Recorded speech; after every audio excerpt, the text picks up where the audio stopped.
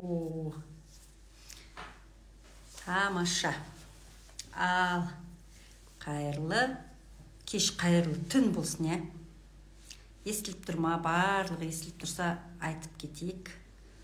Сәлем қыздар, қайырлы кеш, қайырлы түн. Естіліп тұр ма барлығы? Мен бірінші рет бүйтіп наушникпен шығып тұрмын. До этого мен наушникпен шықпаған едім. Осы жолы наушникпен шыққан үшін жақсы естіліп тұрса бір айтып кетіңіздер. Тамаша. Өте қысқа информационный сұрақтар болсын, иә. Шынымен апай, сізден оқысам қалай болады, немесе қорқынышым басым, диагноздарды ажырата алмаймын, бір дыбысты әлі қоя алмай жүрмін, или еще тағы бір сұрақтар бар ғой адамдардың да. Сол бүгін сторителлинг деген болады. Сторителлинг деген бір историяны алып алдым и до конца соңына шейін апардым. Бірақ соңында өзім бір бос уақытымда салам деп едім. Сөйтсе кәдімгі аяқ астынан маған шәкірттерім келіп қалды. Шынымен тосын сый болды. Кәдімгі өзінің подаркасымен келіп, жақсы әңгемелесіп қалдық. Еще жолға шығатын еді, кешкі 6-да самолет тұғын. Бәрі жақсы естіліп тұр ғой, иә, қыздар. Енді қараңыздар, мен айтайын деген бүгінгі идеяда, мысалға, қазір Құдайға шүкір, шынымен бұрынғы мен оқыған кездегіге қарағанда, мысалы, курсты, немесе басқа әртүрлі салада оқимын десең, әркімнің өзінің оқитын, өзінің жүрегің соған қалап тұратын адамнан барып оқисың, иә. Сосын әркімнің аудиториясы өзінің сол адамға сай келеді. Мысалға, бүгін келген қыз, иә, бүгін Әйгерім деген Шымкент қаласынан практикант келді. Сол айтады да, мен тағы бір логопед немесе басқа бір спикерді тыңдасам, кәдімгідей миым деген ауырып сөйтіп кетеді. Бірақ ол информациясының бәрі күшті, 100%, кәдімгідей күшті дейді да, бірақ оның информацияны мен қабылдай алмаймын дейді. Ал кейбіреулер айтады, мен мысалға осы спикерді мысалға кәдімгідей нақты, артық сусыз, кәдімгідей нақты тақ, по полочкам бәрін түсіндіріп айтады. Вот сол үшін тыңдаймын дейді да.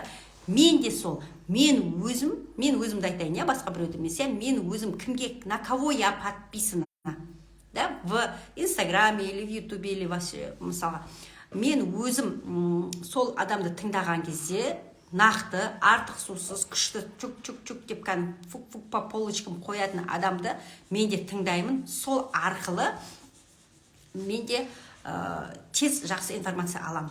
Ол адамның төрт темпераменті бар емес пе, соған да байланысты. Сосын дәл сол менің де аудиториям өзіме сәйкес. Сосын сол үшін әркім өзінің оқитын аудиториясы бар деген келеді. Сол не үшін әркім өзінің аудиториясынан өзі оқитын, міне осыдан мен таза нәрсе аламын дейтін сондай ниетпен келуіңіз керек. Енді тағы бүгін сторителлингте шынымен 2018-ден берді, 18, 19, 20, 21, 22, 5 жылдың ішінде қанша шәкірт тәрбиелегенмін, иә. Олардың барлығын енді офлайн қасына келіп практиканы есептеген кезде кәдімгі онлайндардың барлығын мен есептеп айту мүмкін емес. Но кем дегенде олардың саны 1500-2000-ға таяп қалады. Онлайн барлығын есептеген кезде, иә. Енді бұлардың барлығын енді бір штуктан отырмаймыз ғой. Ішіндегі ең, мысалы, орталық ашқан, кабинет ашқан, міне осы жолда кәдімгідей майталман болып жұмыс жасап жүр. Солардың ішінен көрсеткенім. Бүгін бір 10 шақты логопедті көрсеттім, иә. Бүгін тағы бір солардың ішінде көрсетпей айтылмай кеткен, Семей қаласынан келген Қызғалдақ деген қыз болды. Қызғалдақ деген қыз 20 жастағы қыз, 18 жасында сол жақта университетке түседі, дефектология факультетінің 4-ші курсында маған келді практикаға. Сол айтады, егер ол қыз сырттай оқса, мен түсінер едім сырттай оққан адамдардың сәл болса да онлайн кәдімгі іштей оққанмен бірдей болмайды ғой. Сол үшін кәдімгідей очно оқып жүрген қыз менен практика өтіп, сол практикада сол мен жіберген информацияның барлығын алып, сіңіріп алғаннан кейін 4-ші курста кәдімгідей экзаменде көзімді жұмып тұрып тарсылдатып айтып бердім, менің айтқан сабағыммен деп. Сол қызғалдақ қазір уже білдей мамам болып кетті. Семей қаласында садикте жұмыс жасайды. Сол үшін ол да менің аудиториям маған құсайды. Басқаның аудиториясы ол да соған құсайды. Даже оқушылар маған келеді ғой, оқушылар, әртүрлі оқушылар келеді, егер ол оқушы меланхоличный, мысалға флегматик болатын болса, онымен жұмыс жасау сәл қиындау. Мен сол холерик және сангвиниктармен жақсы жұмыс жасаймын, кәдімгі СДВГлармен жақсы жұмыс жасаймын. Неге сол СДВГларды басам деп, менде екеуміз кәдімгі жанталас жұмыс болады. Ал меланхоличный балалар пока ол аяғын көтеріп допқа басам дегенше, ол допты салып ұстап маған лақтырам дегенше, алып қарап лақтырам дегенше, уже мен ішім пісіп кетеді. Сол үшін оқушыларды алған кезде, енді мен частный кабинеттемін ғой, кімді аламын деймін, кімді алмаймын деймін, өзім менің құқығым ғой. Сол үшін әркімнің өзінің оқитын ұстаз болады. Әркімнің өзінің оқытатын шәкірті болады. Сол үшін, егер оқимын десеңіздер, пожалуйста, енді мен айтайын деген осы қарапайым логопедия курсым жақын арада 12-ші желтоқсанда басталады демекпін. Келіңіздер, қыздар, қорқыныштан бірге арыламыз. Диагноздарды бірге ажыратамыз. Дыбысты тез қоюға, сөйлемейтін баланы әдеміліп тақылдатып сөйлетуге, запис жасауға үйретемін. Тағы бүгінге өзімде әртүрлі, мен мысалы әлі күнге шейін менде оқып келемін. Менде оқитын, мен шәкірт позиция, мен біреуден оққан кезде мен шәкірт позициясына түсем. Хоть ол менен бірталай жас кіші болса да. Бірталай жас кіші деген, мысалы бір курс алдым, ол менен, яғни қазір жастар деген намного білімдірек, ақыл жастан деген содан оқимын. Мен ол оқимын ғой, үлкен екенмін, мен 4 білімім бар екен, 4 высшее образованием бар, андай-мындай деп отырмаймын. Мен содан бір нәрсе аламын деп жанталасып, мен шәкірт позициясына түсемін да оқимын. Сол кезде любой адамнан сабақ алуға болады. Любой. Қасындағы жолыңызда кездескен әрбір адам ол мұғалім ғой. Маған келген, даже тіпті практикаға келген адамдардан мен үйренемін. Новичок логопед болса да, оның бір өзіндік изюминкасы бар. Новичок емес болса да, оның бір изюминкасы бар. Ішінде мен осы кезге дейінгі қанша практика өткізіп жүрмін, ішінде 2 қыз ғана болды. Қорқынышын өтірік айтпаймын, мен бір 50-100 шақты өткізіп тастадым. Ішінде 2 адам ғана болды. Қорқынышты кейін барып жеңген. Бірақ менен кейін сразу емес, кейін барып жеңген болды. Бірақ өте көп қорқыныштар. Тіпті бір қыз әртүрлі курсы, бүкіл Қазақстандағы логопедтердің бүкіл курсын алып тастаған. Енді ол жерде мынандай сертификаттарын көрсем, кәдімгідей жинау мүмкін емес. Осындай болып тұр. Бірақ әлде де бесплатно бір ай аудиоцентрда бесплатно жұмыс жасайды. Мен айтам, қалай сен бесплатно жұмыс жасайсың? Хотя 42 500 теңге берсін. МЗП деген болады ғой. Деп айтам да, жоқ, қорқамын, қалай ол ақшасын алам дейді.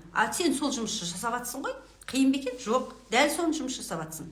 Дәл сол балаларға мысалы үйрету деген, үйрету өзің білетініңді соған үйретіп жатсың. Но қалай сен бесплатно жұмыс жасайсың? Жоқ, барлығы да бүкіл жер шарындағы любой заттың құны бар. Бесплатно жұмыс жасау деген болмайды. Енді сіздер бәрін ақшаға сатып ал, анау-мынау деген емес, но все равно қараңыздар да, бесплатно деген безоплатный деп қояды ғой орыстарда, иә, неге бесплатный, без деген жаман, иә, платит деген сол сияқты. Мысалға тегін деген, иә, тегін деген болмайды. Сол үшін любой, мен өзімде курс сатып аламын ба, оны да платно алып аламын. Ешқайсын ойбай 100% скидка бер, 200% скидка бер деп сұрамаймыз. Бірақ білімге құйған ақша, одан дәл сол құйған ақшаңнан 10 есе, 20 есе, 100 есе болып қайтпаса, өйткені сен сол ниетіңді алдында қандай ниетпен келдің, сол ниеттің қарымын аласың деген сөз. Сен ойбай осыны көрейінші, осының қандай бар екен деп бүйтіп көреді ғой, енді әртүрлі адам келеді ғой енді бізге. Осы қалай айтады екен, не істейді екен деп келді ма, дәл соның қарымын алады. Сосын бір екі кісі болды, менде екі кісі болды. Мен сабағыма келді да, бірақ запись экраны жасап, я біреуге де берген жоқ, я өз алған жоқ, кейін барып айтады да, менің ниетім сол запись экраны жасап алып, кейін соны тыңдау деген ниет болды дейді менде.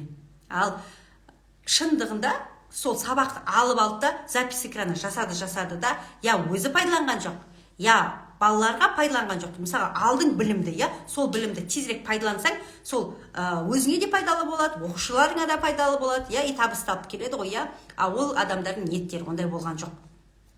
Ол адамның ниеті алып тек запись жасау болды. Сосын кейін кешірім сұрап, сол запись жасаған, я, менің ниетім сол сіздің берген ақша, 2 ағай доступ, 3 ағай доступ бердіңіз, сол үшін мен запись жасап қойып қояйын деп едім. Ал қойып қойған нәрсеміз аумен ғой, кейін қарай ма, қарамай ма, бұл қазір заманда бәрін вовремя тақа-тақада жасап отырмасаң, даже телефон ішінде галереяның өзін күнделікті 2 күнде бір тазалап тұрмасаң, мынандай болып кетеді ғой. Дәл сол сияқты жұмыс деген былай үйіліп қалады. Үйдің тірлігі, мысалы, 2-3 күн жинамақ, бұл гара болып қалады ғой, дәл сол сияқты. Сабақтарда басқада күнделікті по чуть-чуть жасап тұру керек. Сол үшін. Бүгін өзім қазір тағы бір күшті сабақ өтіп жатырмын да, бірақ содағы алған бір инсайтымды мен бірге сіздерге де бөлісіп кетейін, иә. Қыздар, қараңыздар. Мынандай инсайт, бір дәптерге или параққа алып аламыз да, Аллахтың сізге берген заттарын тіземіз, иә, зат болсын, сізге берген нығмет болсын, барлығын тіземіз да. Ол тізген полностью маған не берді? Мысалы, қол аяқ берді, көз берді, денсаулық берді, машина берді, үй берді, тағы не, бала шаға берді, тағы бірден кейін берген, сізге берген заттың бәрін тізіп шығасыз да. И мына жағына маған не берді, не берген жоқ, соны тізесіз. Маған машина берген жоқ, мысалы, мен қазір арендада тұрып жатырмын, тағы бірден кейін берген жоқ, мысалы, бала берген жоқ деген бәрін тізіп шығасыз да. И қандай, енді қараңыз дейді да, мына жерде саған берген нәрселер, и мына жақта бермеген нәрселер, иә. Егер саған бермеген хочу деген нәрсенің бәрін берсе, ал мынау берген нәрсенің бәрін бермесе, не істер едің дейді да. Прям для меня масқара, біз кәдімгідей сол кезде шүкіршіл емес, күпіршіл адамдардың қатарына кіріп кеткеніміз кейде енді болады ғой, енді мысалы пендешілікпен, ой, қойшы, мынау болмай қалды ғой, анау болмай жатыр, мысалға уайымдап қоясың бір заттарыңды, мысалы болмай жатса, күтіп жатсың, бір проектілер жасап жатсың, иә, болмай қалады, анау мынау деген сияқты болып кетеді. Сол кезде осы идея бүгінге прям қатты миыма кірді да, шүкіршілігімді көп арттырып жатырмын. Және мен миссиям қандай? Мен өзім миссиям, де, миссиям таза тілді ұрпақ өсіру, құл болу, иә, Аллахтың құлы болу. Одан бөлек таза тілді ұрпақты қазақ тілінің ішіндегі, иә, мен қасыма орыс логопедті бөлек алдым. Мен потому что орысшаны да қазақшаны араластырмас үшін өзім тек қазақ тілді балаларды аламын, ал қасымдағы орыс логопедке орысша, ана өзі орысша оқыған, орысша жұмыс жасаған, енді 40-50 жыл бойы орысша жасағаннан кейін оған орысша легче получается. Сол үшін орысшаларды сол кісі алады, ал мен тек қазақшаларды аламын. Содан кейін қазақ тілді аудиторияны, қазақ тілді логопедтерді сауаттандыру, қазақ тілді логопедтердің алған нәтижелері арқылы мен де сауапқа кенелу. Сосын олар просто так барып 6 сағатын 8 сағатын уақытын өткізбей мектепке басқа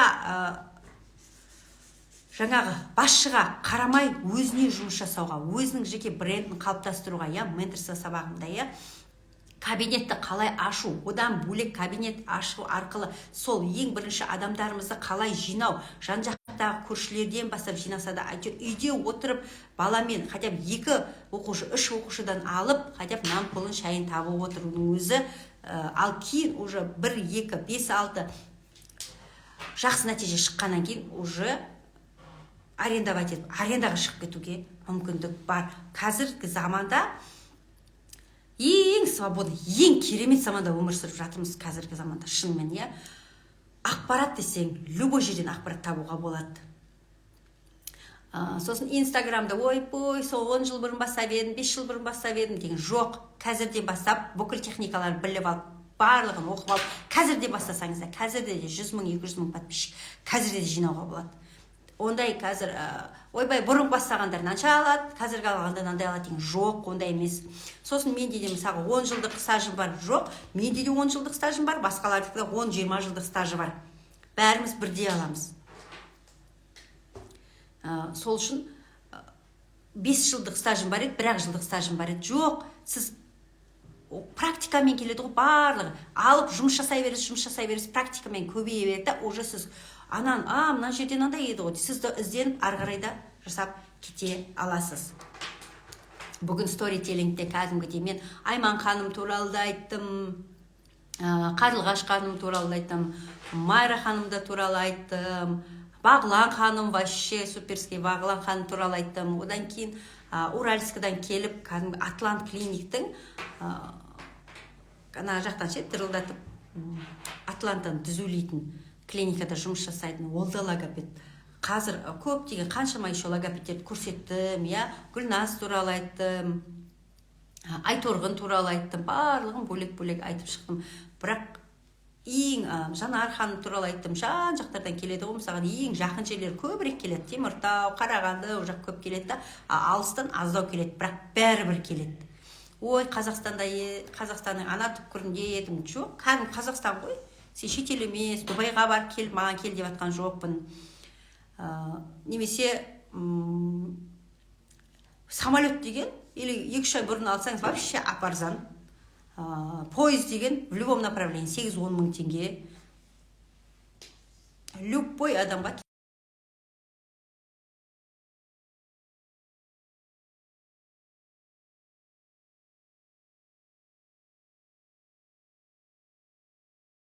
практикаға кел. Бөлініп кетті ғой. Барлығы естіліп тұрма, что-то бөлініп кетті. Қыздар.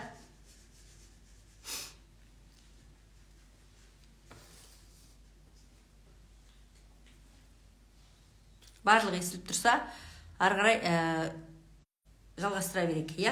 Осы курста, лого курс не кіреді? Лого курста қорықпай жұмысты бастауға үйретем.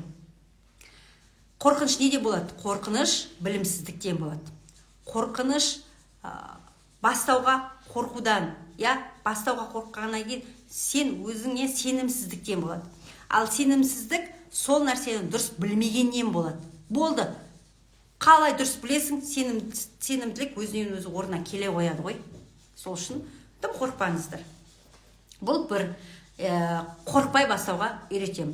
Екінші, диагноздарды бір-бірімен ажыратамыз. Қандай диагноз бар, неге ол диагноз олай болып тұр? Практикада кәдімгідей көрсетеміз. Мысалы, мына бала тұр. Давай осы баланы сен зертте. Мен жұмыс жасай берем, сен зерттеп қарап отыр, қандай диагноз айтып бересің.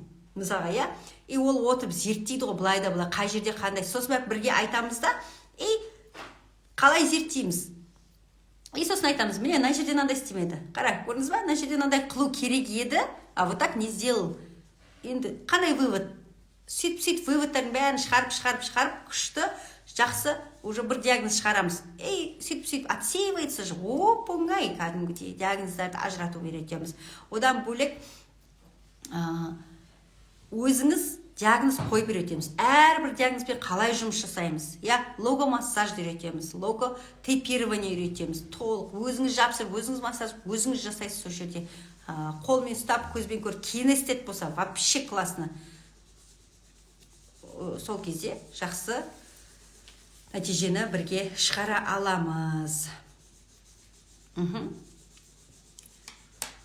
Енді бүгінге бағанағы менің көрсеткен қыздарымның ақшаларын санап кетті деп ойлатпаңыз, шынымен сондай ақша алып жатыр. Айторғын деген қазір көрсетіп жіберейін. Айторғын қызымыз қайда? Міне, Айторғын деген қызымызда включить комментарийді. Айторғын деген қызымызда мысалы 3 айлық выпискаларды ғана сұрадым. 3 айда 4 миллион, енді плюс-минус анауыны жіберген болу мүмкін, енді бұл жерде 1 миллион, 1,5 миллиондай болу мүмкін. Но все равно основной ақша тек осы логопедиядан келіп тұр. Одан бөлек келесі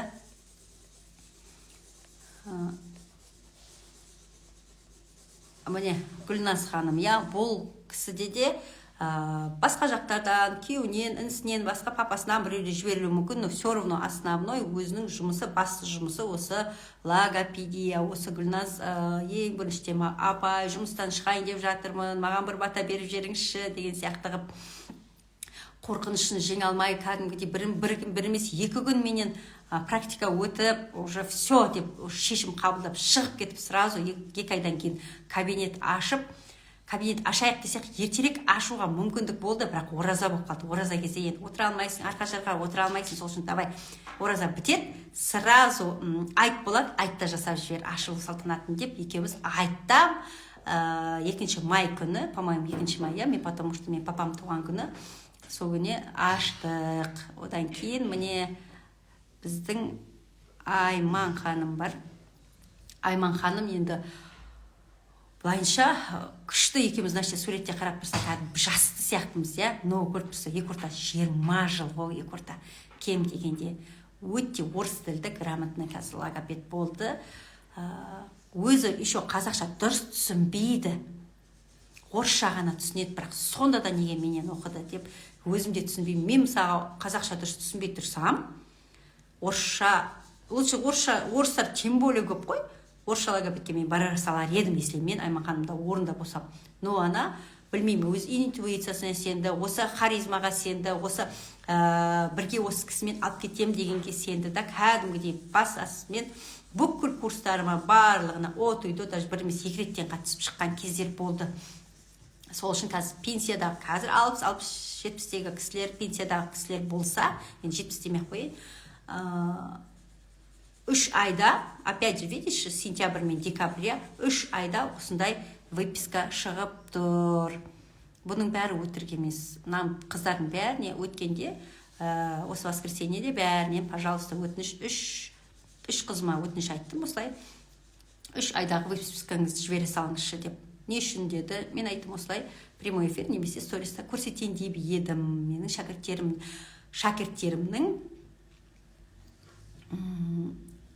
шәкірттерімнің логопедия саласына келіп, балалармен жұмыс жасап, әдемі результат жасаудың арқасында қандай нәтижеге жетті, қандай табысқа жетті, қандай жетістіктерге жетті, және қазіргі өмірлері қандай екенін мен айту міндетім және айтқымда келді. Мен өзімде де осы 3 жоғарғы білім қазір күнде балаларға көмектесу арқылы, қараңыздар, любой жерде проблемада, сіз біреуге көмектесу арқылы өзіңізге көмектесесіз.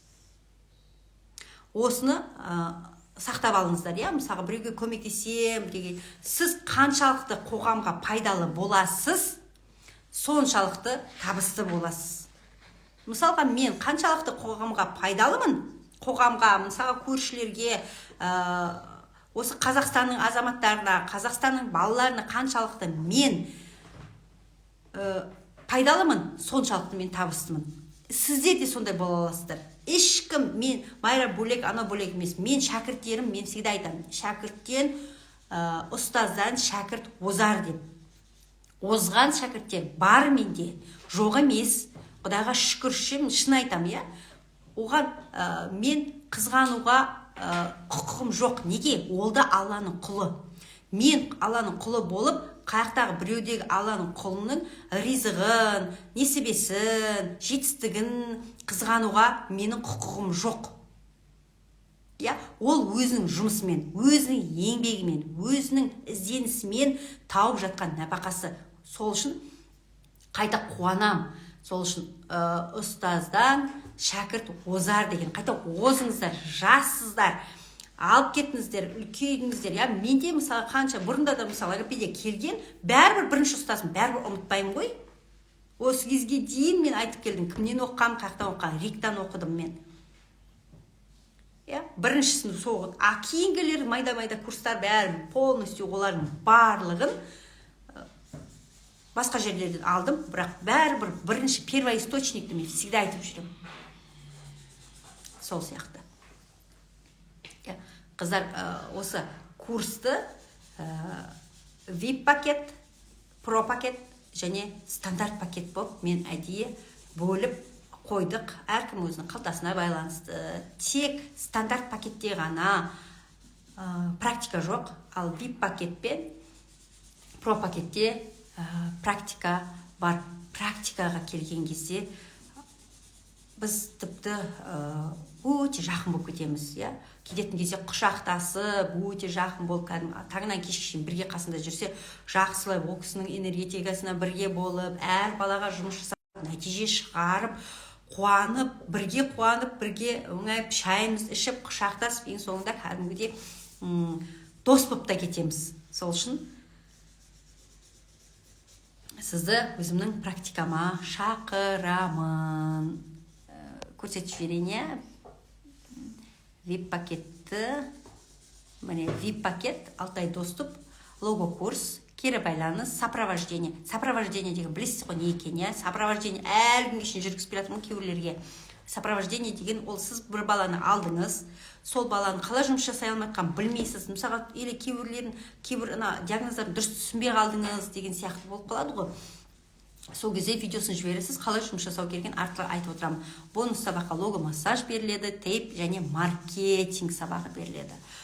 Сосын сертификат беріледі, сосын госкуалик керек десеңіз, госкуаликке біз тапсырыс береміз. Қажетті материалдар, сабағыңызға қажетті материалдар беріледі. Бұл VIP, я. Келесі Pro пакет. Pro пакет дегенде ең көбісі осы, ең күштісі осы Pro пакет. Вообще супер. Лого курс беріледі, кері байланыс, сопровождение, лого массаж және тейп міндетті түрде беріледі, бұлсыз болмайды. Бір күн қасында практика, сосын қажетті материалдар қосылады. Ең керексі осы Pro пакетке жазылғаны үшін.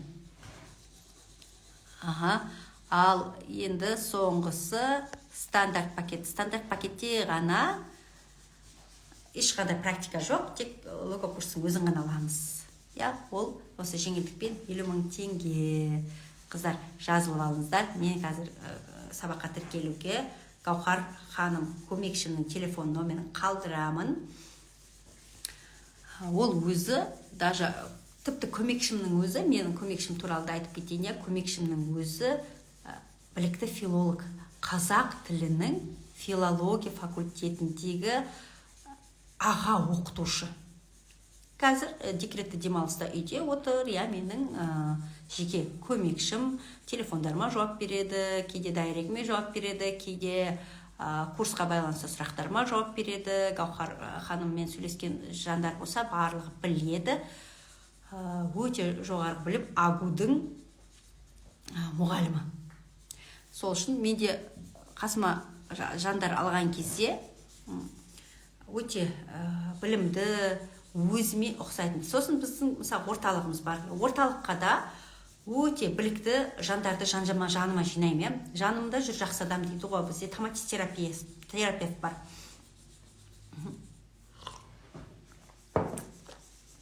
Томатис терапевт мақтағаным емес, Қазақстанның құрметті азаматшасы ғой.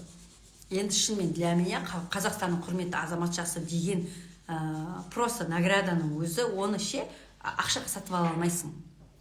Оны ешқандай біреуге блат беріп ала алмайсың. Оған шынымен бір за какой-то вклад қана беріледі. Магистр одан бөлек. Енді екінші орысша логопедіміз бар, Айман Жаслановна, Айман Жаслановна ол осы кезге дейін 40 жыл бойы садикті басқарған, одан кейін ПМПК-ны басқарған, одан кейін сол қазіргі өте шу болып жатқан Екібастұз қаласының мәслихатының депутаты болған. Депутат болған кезде бүкіл сол жердегі мәселенің бәрін шешіп, күшті қылып, тақадай болып кеткен өте мықты, білімді жан. Сол үшін кәдімгідей менде олардан үйренетінім көп. Және төртіншісі невропатологымыз бар, Невропатолог ол невропатологтар кәдімгі басқа невропатологтан оның айырмашылығы, оны мен психоневролог деп айтамын. Өйткені ол баланы алған кезде, қасына кәдімгі консультацияға алған кезде баланың психологиялық жағдайында қарайды. Оның эгосындағы, мысалы, жаңағы волналарынан бөлек ұйқысы, тамағы, соның барлығы итак тексереді ғой, нервлерін бәрін тексереді ғой, аяқ қолында рефлекстерін бәрін итак тексереді ғой, Одан бөлек психоневролог дейтін себебім ол баланың психосоматикасына, мамасымен бірге оның байланысын, осының барлығын зерттеп, оның барлығын мамасына түсіндіріп, әдемілеп тұрып, кәдімгідей образына айтып, бәрін түсіндіріп, миына шайнап беріп, аналардың бәрін күшті шығарып салатынына ризамын да. Менде сосын өзіміздің командама осы логопедті, невропатологты шақырып, қазір үлкен біз бір командамыз. Командамызда 4 адамымыз бар, 5 адам бармыз ғой, сондай бір командада. Үлкен орталығымыз бар. Үлкен болғанда енді площади кішкентай болуы мүмкін әзірге, Аллах қаласа үлкейтуге ниеттіміз. Бірақ көңіл сыйса барлық сияды, барлық рет-ретімен, әркім өз жолымен жүреді. Сол үшін менен оқуға кеңес беремін. Бұл бір. Сосын оқысаңыз, профессионалдардан оқыңыз. Менен ғана емес, любойдан оқысыз, бірақ профессионалдардан оқыңыз. Сосын жетістікке жету жолын іздеп сан-сарақай жүргенше, лучше бір рет ақша беріп, жетістікке жеткен адамның жолын сатып алыңыз. Соның сабағын сатып алыңыз да, дәл сондай жетістікке күнделікті не істе дейді, соның бәрін істеп, сіз де сол жетістікке жетіңіз. И все. Вот и все. Включить комментарий дейін.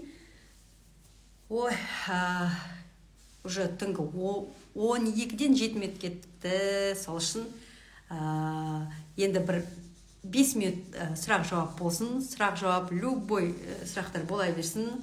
Курс болса да, балаңыз болса да, практика болса да, любой сұрақ қойыңыздар. Кәне мен жауап беруге дайынмын. Алдында бір-екі сұрақтар өтіп кеткен еді. Қыздар, сол сұрақты көріп жіберейін. Қай жерде дейді? Онлайн өтеді, курс бірінші онлайн. Онлайнды әбден зерттеп, жазып, конспекттеп болғаннан кейін бонус сабақтар жібереді. Бонус сабақтың барлығын біткеннен кейін қасыма бір күнге практика. Бір күннің өзі көп нәрсе үйренеміз. Қыздар, аз ғой, сонша жерден келген десің, это ол сіздің миыңызда ол аз деп ойлап. Жоқ, ол кәдімгідей көп, ол кәдімгідей үлкен сабақ. Бір күннің өзі былай сабақ. Қанша дейді? Ол жаңағы стандарт пакет 50 мың теңге, про пакет 120 мың теңге, VIP пакет 300 мың теңге. Бірақ өте арзан бұл. Бұл бағаның өзі өте арзан. 3 жасар балам толық сөйлемейді. Қараңыздар, толық сөйлемейді деген, ол дұрыс сұрақ емес, дұрыс сұрақ қойып тұрған жоқсыз. Сұрақты кәдімгі әдемілеп сұрақ қойыңызшы, сол кезде дұрыс жауап аласыз. Толық сөйлемейді деп қойдыңыз. Ол сөйлемеу, ол дыбыстарды дұрыс айтпауы мүмкін, ол сөйлемеу сөйлем құрамауы мүмкін, ол сөйлемеу тек ыңмен ғана сөйлеп ыңылдауы мүмкін, ол сөйлемеу анық емес болуы мүмкін, иә, дыбыстар бәрі бар, бірақ деп мұрынмен айтуы мүмкін. Сол үшін толық сөйлемейді деген дұрыс емес сұрақ енді шындығында. Так. Дислалия, дислексия диагноздары жайында оқытасыз ба? Я дислалия кәдімгі дыбыс қой, дыбыстары ғана ғой, я. Полностью бүкіл дыбыстар, мен Қазақстан бойынша дыбыс қоюдың ең хас шебері мен ғой. Басқалар мен салыстырмай қояқ, бірақ кәдімгідей ең дыбыс қоюды прям мен автоматизмада вводить еткен мен. Сол үшін дислалия деген не проблема. Дислексия бойынша да сабақтар айтылады, бірақ дислексияның сабағы бөлек. Кейін әлде ол именно дислексияны мен көбірек әлде зерттеп жүрмін. Үлкен ауқымдық бойынша жасағым келеді. Қайырлы түн. Я шүкір еткен сайын арттыратын ол Аллахтың уәдесі дейді. Тамаша.